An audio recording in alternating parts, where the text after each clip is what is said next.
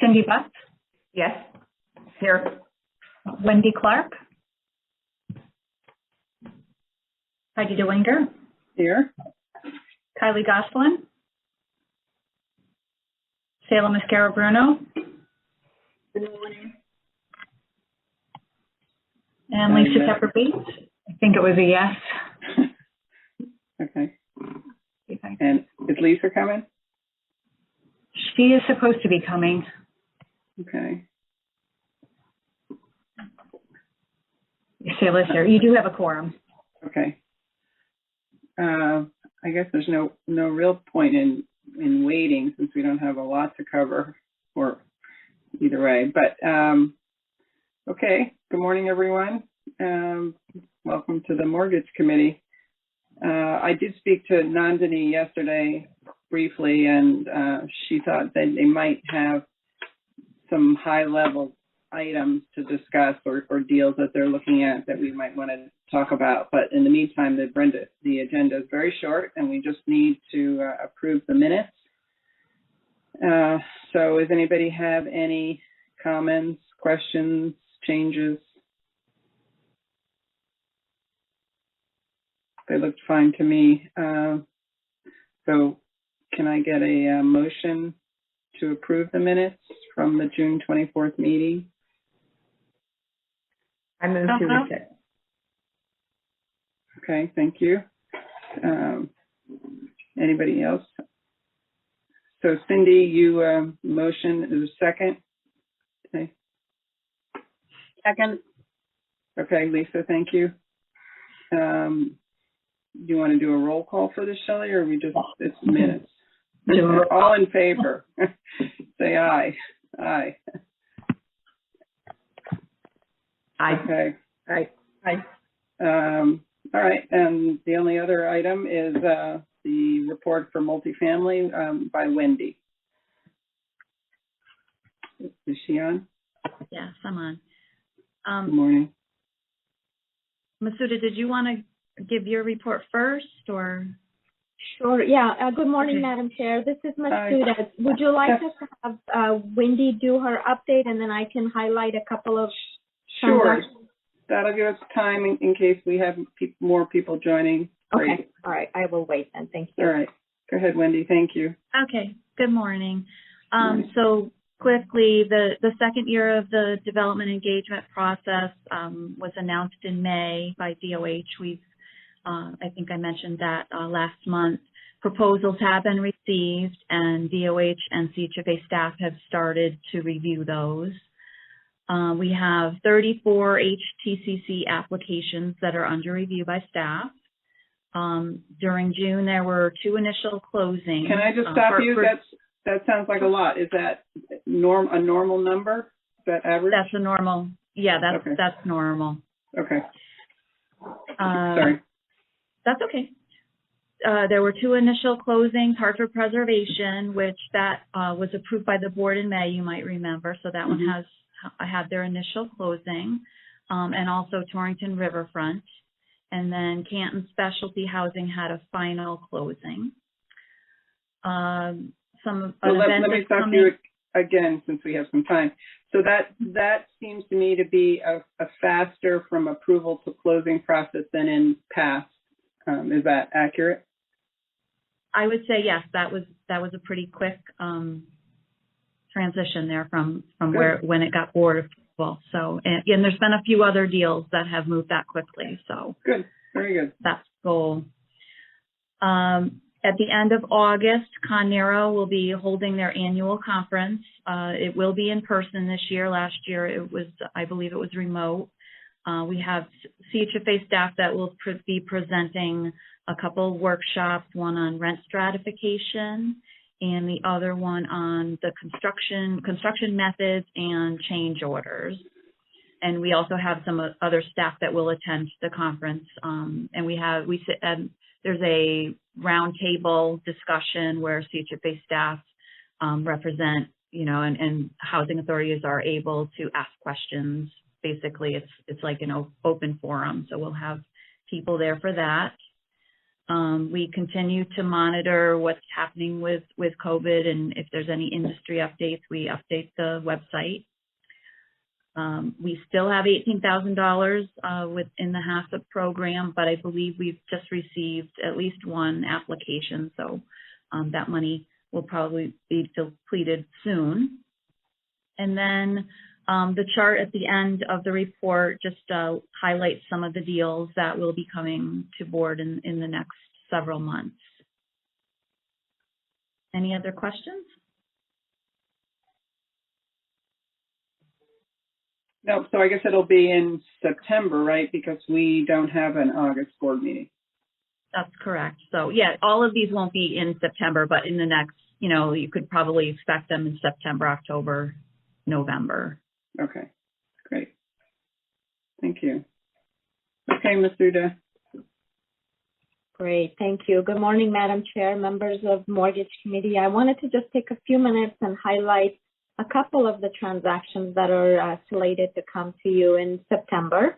The first one is Bayonets Street Apartments. This is the development that is being built in New London. It's 28 units. It's part of a two-phase development that once it's all completed, it'll have a total of 64 units. The developer is Eastern Connecticut Housing Opportunities, or they're also known as ECHO.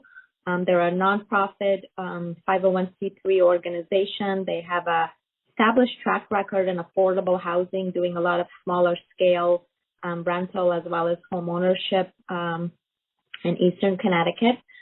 This transaction is being contemplated to be done as a 4% tax credits and tax-exempt bonds.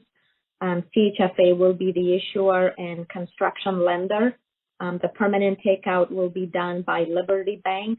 The sponsor was able to secure Federal Home Loan Bank grants, so as a result, Liberty Bank will be providing the takeout financing. National Development Council in DC is the limited partner in this transaction. DOH is also putting resources, and then ECHO was also successful in getting a HTCC award as well as energy rebate. So that's essentially what's making up the capital stack. This is again going to be new construction. 25 of the units will be serving individuals with intellectual and developmental disabilities. They will have a state rental assistance through DDS. 6 of the units will also be unrestricted market rate units. So as we are structuring this development, there are some underwriting challenges that we're working through. So I'm just going to quickly highlight those for you. Those are kind of still in process at this point. So some of the challenges are associated with the complexity of the execution. This transaction would represent ECHO's first tax credit deal.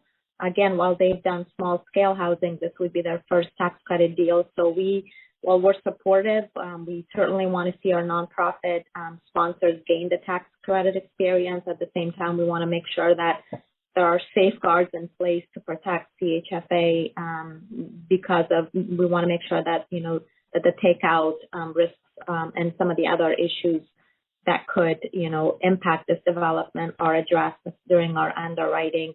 So some of those examples are, just the pay down risk. So we want to make sure that we understand the limited investors' equity paying schedule and that we can get comfortable with that, and also making sure that the other takeout resources will be there. Gaining comfort with ECHO's financial controls, once they close on the construction financing, those monthly advances and the disbursement process can be fairly complex and complicated.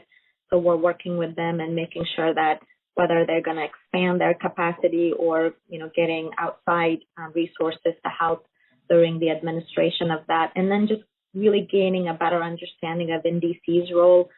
It's not unusual for NDC to come in and provide some technical assistance to nonprofits. So we want to, again, kind of understand their role and involvement in this transaction. So with that said, like I said, we are actively working with ECHO to try to address some of those issues and concerns and get this package ready for you for next month. We do have some staff available if there are any questions about this transaction.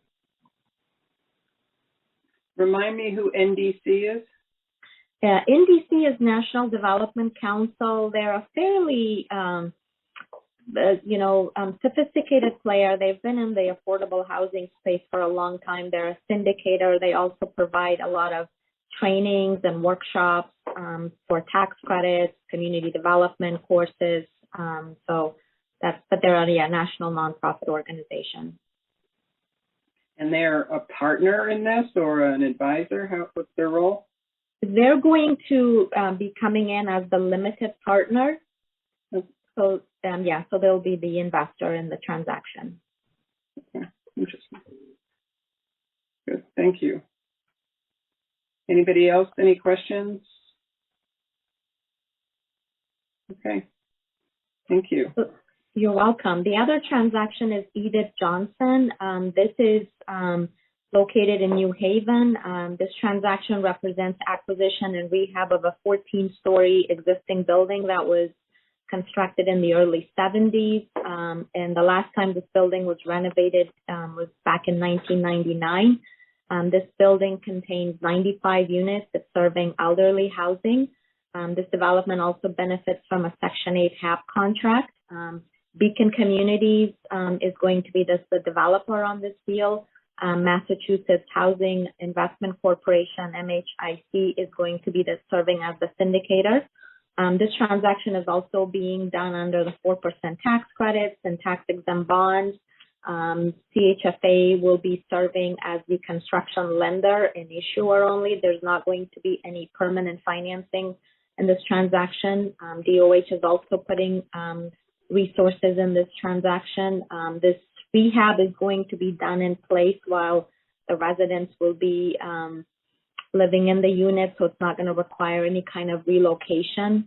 And, anytime you're doing renovation, we're still in the middle of the pandemic, and so there's always just concerns as far as, we just want to understand the developer's plan, the contractor's plan as far as how they're going to be managing construction during COVID. But other than that, like I said, this transaction is just kind of finishing up its underwriting, and we're waiting for the appraisal to come back. And the goal, again, is to bring this to you at the September committee meeting.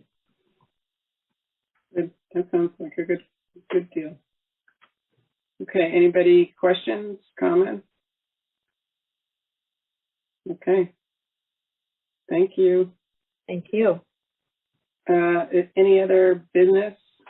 Anybody have any comments or questions? All right, well, I guess we're done till our 10 o'clock regular board meeting. So is there a motion to adjourn? So moved. Thanks, Lisa. Second? Second. Okay, all in favor? See you in a bit. Bye. Bye.